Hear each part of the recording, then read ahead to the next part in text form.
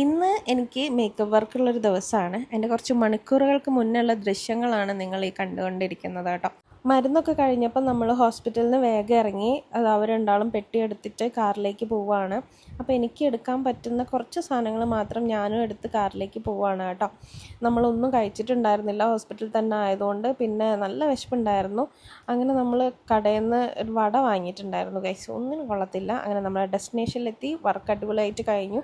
അപ്പോഴാണ് ഏട്ടൻ പറയുന്നത് നമ്മൾ ജങ്കാറിലാണ് അപ്പുറത്തേക്ക് പോകുന്നതെന്ന്.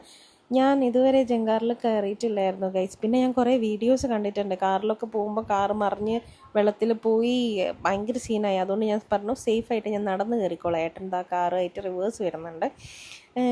കാറെങ്ങാനും വെള്ളത്തിൽ പോയി ചില്ല് പൊട്ടിച്ച് എനിക്ക് നീന്താൻ അറിയില്ല, വെള്ളം കുടിച്ച് അയ്യോ ആലോചിക്കാൻ വയ്യ. അങ്ങനെ ചായ കുടിക്കാൻ കയറി. ഞാൻ പനീർ ബട്ടർ മസാലയോ പനീർ ചീസ് ദോശയോ അങ്ങനെ എന്തോ ആയിരുന്നു ഞാൻ പറഞ്ഞിട്ടുണ്ടായിരുന്നു.